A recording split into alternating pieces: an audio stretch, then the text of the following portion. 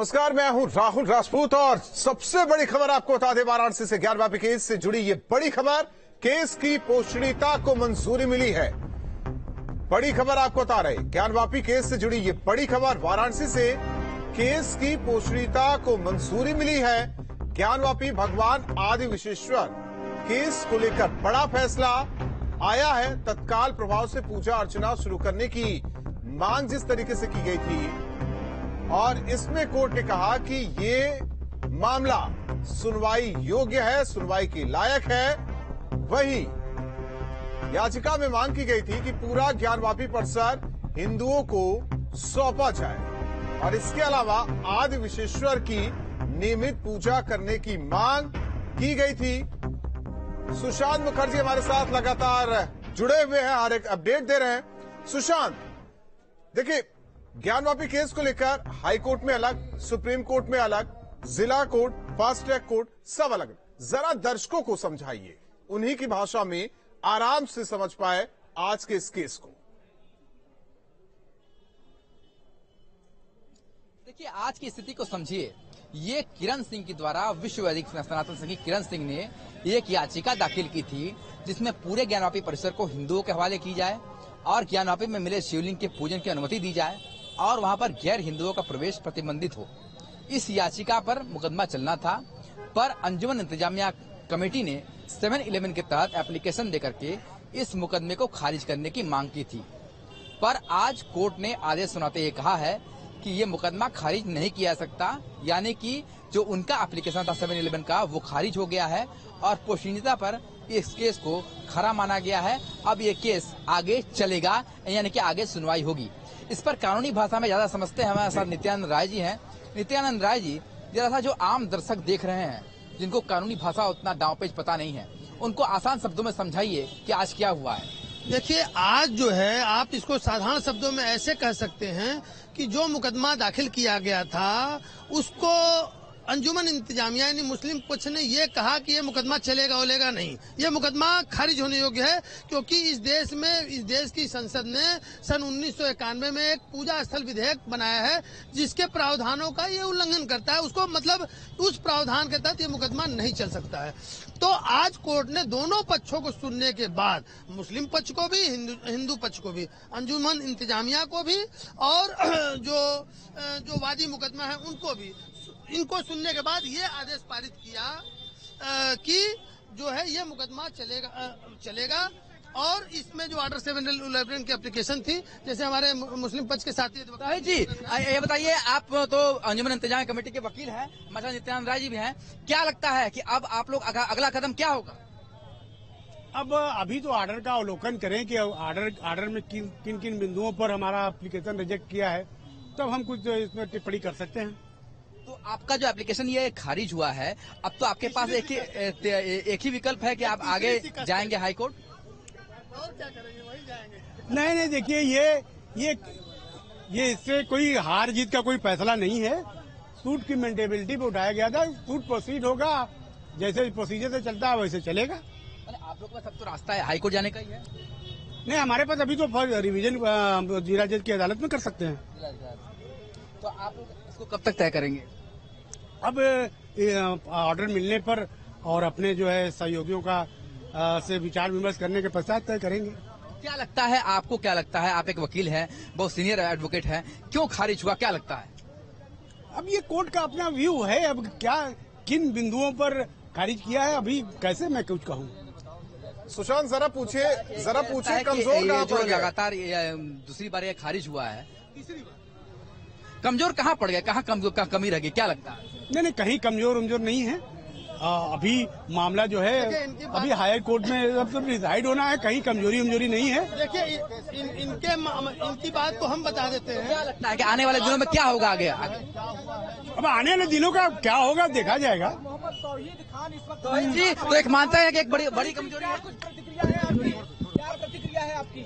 कोई प्रतिक्रिया नहीं अभी कहने के लिए कुछ नहीं है। नहीं, मेरे पास बहुत कुछ है कहने के लिए और बहुत कुछ करने के लिए भी है। अभी ऑर्डर का अवलोकन नहीं किया है, अवलोकन करने के पश्चात देखिए मैं इनको कुछ तीसरा झटका मिला है कोर्ट से और इनकी बार बार जो ये कह रहे हैं कि ये मुकदमा नहीं चलने लायक है, उस पे ऑनरेबल कोर्ट ने इनको कहा है कि रिलीजियस डिनोमिनेशन मतलब धार्मिक स्वरूप तय करने का निचली अदालत ट्रायल कोर्ट को पूरा अधिकार है। इस पर सुप्रीम कोर्ट ने भी अपना व्यू एकदम स्पष्ट कर दिया है। नहीं, अभी अब हम लोग ऑर्डर पढ़ने के बाद तय करेंगे कि कहाँ जाएंगे, जिला जज किया जाएंगे कि हाईकोर्ट जाएंगे, कहाँ जाएंगे।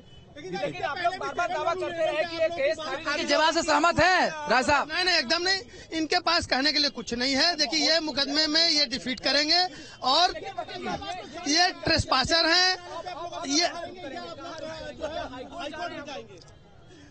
अब हम ऑर्डर के अवलोकन के पश्चात ही कुछ बता पाएंगे। तब भी क्या माना जाएगा? कहाँ रह गई? देखिए हम कहा रहे कि जिला जज की अदालत में आप इस फैसले के खिलाफ जाएंगे या हाईकोर्ट जाएंगे? अभी मैंने ऑर्डर का अवलोकन नहीं किया, मैं कमी और अच्छाई क्या बताऊं? बताइए नित्यानंद जी। ऑपरेटिव पोर्शन ये है कि इनके बात को कोर्ट ने खारिज कर दिया है। मतलब इनकी बात को 12 पेज का आदेश सुना करके एकदम कह दिया कि आपकी जो एप्लीकेशन है वो बोगस है। इसलिए ये तीसरी इनकी लगातार डिफीट है। ये अब हाई कोर्ट जाए चाहे ऑनरेबल सुप्रीम कोर्ट जाए, हर जगह इनको शिकस्त मिलेगी। पक्ष कह रहा है कि तीसरा लगातार डिफीट, इनको शिकस्त मिलेगी, हर जगह शिकस्त मिलेगी। दूसरा पक्ष लगातार कह रहा है कि दूसरे पक्ष लगातार डिफीट। आप लोग की दोनों बार मांग खारिज हो गई। पिछली बार भी आप लोगों ने वर्षीमेंट का हवाला दिया था, इस बार भी वर्षीमेंट का हवाला दिया। तो आपको क्या लग रहा है अदालत वर्षीमेंट को नहीं मान रही है? नहीं, अभी ये लोअर कोर्ट का अपना वर्जन है, अभी अपीलेट कोर्ट वगैरह सब बाकी है। डिनोमिनेशन तय करने का अधिकार कोर्ट को है, तो धार्मिक स्वरूप क्या है? यदि मंदिर मस्जिद का विवाद है तो रिलीजियस डिनोमिनेशन कोर्ट तय करेगी। इसी आधार पर इनकी सारी एप्लीकेशन मेनली खारिज हो रही है और आगे भी खारिज होगी, आगे भी खारिज होगी।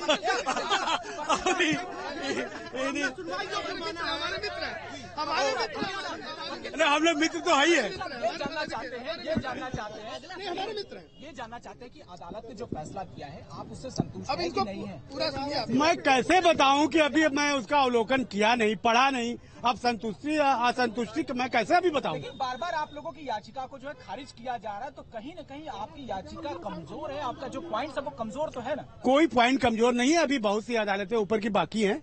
ऊपर की अदालत में अदालत बाकी है तो निचली अदालत को मानते हैं ना आप? बिल्कुल नीचे अदालत को माना जाएगा। वो उसका अपना जुरिडिक्शन था, उन्होंने ऑर्डर किया है। तो कहीं ना कहीं कमजोरी रह गई होगी तब तो। अब अभी कमजोरी को मैं बता नहीं पाऊंगा क्या कमजोरी है, क्या कमजोरी माना है कोर्ट ने। आपको क्या लगता है? आपको क्या लगता है? आपकी अदालत में पिछली बार भी आपका 7/11 पर मांग खारिज हो गई थी, इस बार भी खारिज हो गई है। आपको क्या लगता है उसमें? नित्यानंद जी बताइए आपको क्या लगता है? देखिए इनको शिकस्त पे शिकस्त मिल रही है और आगे भी शिकस्त मिलेगी। Ultimately we will win. और ये ट्रेसपासर है, ये ऐतिहासिक तथ्यों से साबित है। और उस जो इनका जो कथित मस्जिद है वही चीख चीख के कह रहे कि हम मंदिर हैं, हम मंदिर हैं, हम मंदिर हैं। तो आप पश्चिम दीवार का ही अवलोकन कर ले। देखिए मामला कोर्ट में विवादित है, अब कोर्ट को तय करने दीजिए। हम क्या कह रहे हैं, ये क्या कह रहे हैं, छोड़िए। एक सवाल, जिला जज के यहाँ आप जाएंगे या उच्च न्यायालय? जी लगातार 3 बार डिफीट क्यों? इसलिए कि ऑनरेबल सुप्रीम कोर्ट ने कहा है कि रिलीजियस डिनोमिनेशन धार्मिक स्वरूप तय करने का अधिकार कोर्ट को है। इसी आधार पर इनको शिकस्त मिल रहा है। यदि मंदिर मस्जिद का विवाद है तो कोर्ट ये तय करेगी पहले कि मंदिर है कि मस्जिद है, उसके बाद ये तय होगा कि वो मुकदमा चलेगा कि नहीं चलेगा। तो ये ऑनरेबल सुप्रीम कोर्ट ने भी ये इस पे आदेश क्लियर कट कर दिया कि रिलीजियस डिनोमिनेशन यानी धार्मिक स्वरूप क्या है ये पहले तय होगा, उसके बाद ये तय होगा कि मुकदमा चले। यदि मान लीजिए रिलीजियस डिनोमिनेशन तय हो गया, एक सवाल देखिए, एक सवाल जो बातें कर रहे हैं, लेकिन अगले बार जो डिफीट हुई थी वो क्या कारण था उसका? नहीं, कोई कारण नहीं था। जो कारण था वो कोर्ट ने कहा कि सब वर्शिप एक्ट और वक्फ एक्ट अप्लीकेबल नहीं है इस प्रकरण में, बस इतना है मामला। नहीं, जो कमजोरी थी इस बार भी वही कमजोरी है। इस बार जो कमजोरी थी वो भी इस बार। 12 सितंबर की वो तारीख सुशांत, लेकिन सवाल यह है कि इसमें जो मांग की गई इसमें पूजा के अधिकार आदि विशेश्वर की और हिंदुओं को सौंपने की मांग की गई है, ना कि ढांचे की बात की जा रही है, ना उसके संरक्षण की बात की जा रही है, हक किसका हो इसकी बात की जा रही है। इस पर भी इंतजामिया कमेटी की याचिका खारिज। बिल्कुल ये जो मुकदमा है पूरे परिसर को देने की बात है, पूजन करने की बात है। इसीलिए तो प्लेसेस ऑफ वर्शिप एक्ट इस पर एग्जैक्ट बैठ रहा है कि कन्वर्जन हो रहा है। कोर्ट ने तो खारिज कर दिया। अब खारिज कर दिया, आगे है मेरे पास। तो आप देख रहे हैं, तौहीद बता रहे थे किस तरीके से वो ज्यादा कुछ तो नहीं बता रहे, सिर्फ इतना ही कह रहे हैं मैं ऑर्डर पढ़ूंगा और ऑर्डर पढ़ने के बाद फैसला नहीं, लूंगा। जरा इसको हाँ, इसको झलक रहा है, राय साहब से इसको समझिए जो सवाल है। कमियां है वो उजागर हो रही। निश्चित रूप से देखिए, इनके पास कहने के लिए कुछ नहीं है। वो जो धार्मिक स्वरूप है वो ऑनरेबल कोर्ट तय करेगी कि वो मंदिर है कि मस्जिद है। ये विवाद है, तभी तो मुकदमा दाखिल हो रहा है, इतने ढेर सारे मुकदमे दाखिल हो रहे हैं। सुशांत, लेकिन ये अलग है ना, आज वाला जो केस है वो अलग है। वो पूजा, नियमित पूजा को लेकर है केस, दस्तावेजी सबूत वो है, हिंदुओं को और वहाँ सौंपने तो का, सबूत गैर मौजूद है, गैर हिंदुओं और के इसका प्रवेश के जो रोक का है। इन्वेस्टिगेशन तो ऐसे में इंतजामिया कमेटी की याचिका जो कि स्थिर नहीं रहती, खारिज की जाती है, लोग की मान ली जाती अलग है। पूरे परिसर को लेने का मामला है, शिवलिंग के पूजन का मामला है, इसके अलावा गैर हिंदुओं के प्रवेश न प्रवेश का मामला है। तो ऐसे में क्या वही ग्राउंड है खारिज करने का जो सिंगार गौरी केस में पोषणीयता पर खारिज किया गया था, या कोई और ग्राउंड भी सामने आया है? लंबा चौड़ा आदेश है, जैसा कि मालूम चल रहा है 10-12 पेज का आदेश है। तो उस आदेश को निश्चित रूप से मुस्लिम पक्ष ने भी नहीं पढ़ा है, हम लोगों ने भी नहीं पढ़ा है। तो पढ़ के अभी हम लोग थोड़ी देर में, आधे घंटे में वो अपलोड हो जाएगा और हम लोग उस पर व्याख्या करेंगे। कोर्ट के अंदर तो तर्क हुआ होगा। जो मैं जान रहा हूँ, मैं इस चीजों को, पिछले आदेश को भी मैंने पढ़ा था, 91 के आदेश को भी पढ़ा है और आज के भी आदेश को हम पढ़ेंगे। उसमें जो मुख्य बात ये है कि रिलीजियस डिनोमिनेशन, जो धार्मिक स्वरूप क्या है, ये ट्रायल कोर्ट को तय करने का अधिकार है और उस पर वर्शिप एक्ट लागू नहीं होता है।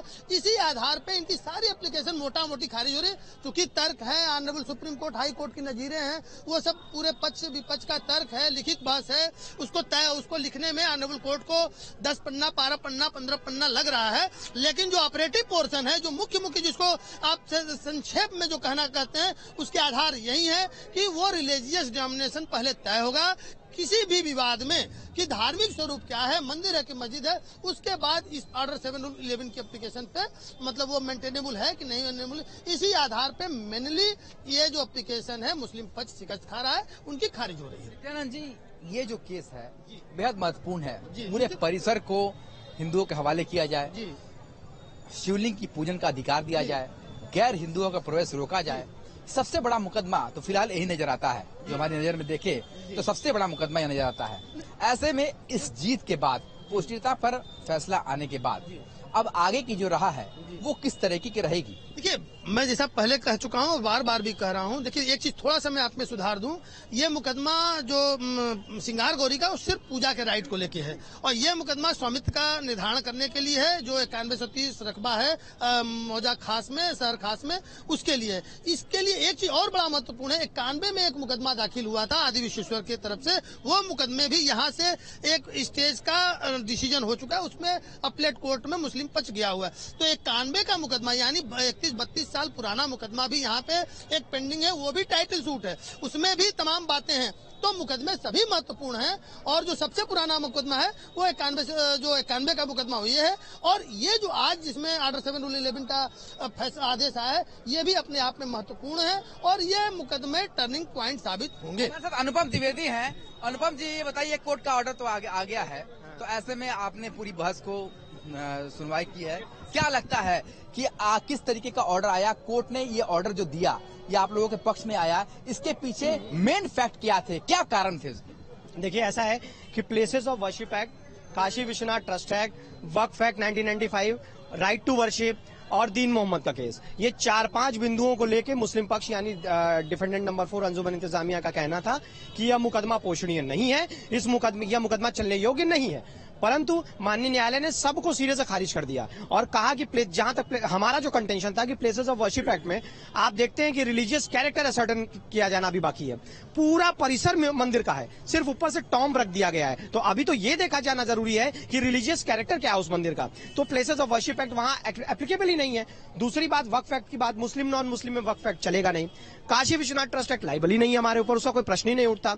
दीन मोहम्मद के केस में हम पार्टी थे ही नहीं। और जहां तक राइट टू वर्शिप का सवाल है, वो एक सिविल राइट है। ऑनरेबल सुप्रीम कोर्ट और हाई कोर्ट ने तमाम जो है जजमेंट्स में, कैटिना ऑफ जजमेंट्स है, उसमें कहा है कि right to worship civil right है। सिविल राइट हम इन्वोक करने जाएंगे कहां? Civil court. तो इन सारे कंटेंशंस को ऑनरेबल सिविल जज ने जो है ये मानते हुए इस मुकदमे को पोषणीय माना है और आगे की कार्रवाई 2 दिसंबर के लिए तय की है। अब 2 दिसंबर को क्या होगा, जरा समझाइए।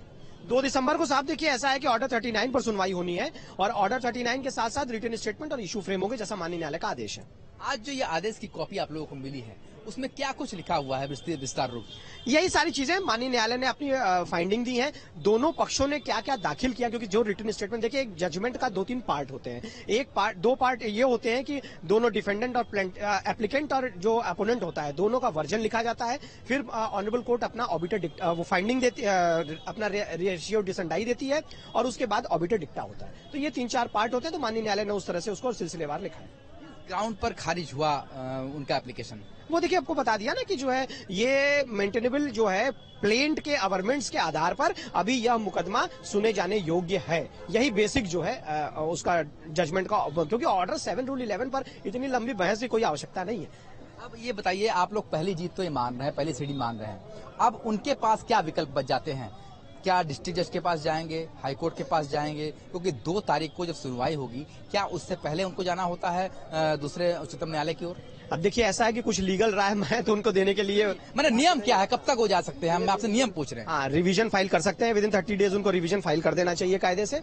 और ऐसा जरूरी नहीं कि वो 2-12 तक ही जाएं, उसके बाद भी वो आगे जा सकते हैं। और देखिए अगर वो डिले भी करते हैं तो डिले की भी व्यवस्था है। सेक्शन 5 लिमिटेशन एक्ट है, तो डिले कंडोनेशन एप्लीकेशन के साथ भी वो जा सकते हैं। रीजन बताएंगे कि उन्होंने क्यों डिले किया, तो ऐसी व्यवस्था उनके पास है, वो रिवीजन लेके जा सकते हैं। सुशांत, धन्यवाद इस जानकारी और बातचीत के लिए। जाहिर तौर पर जिस तरीके से इस पूरे मामले में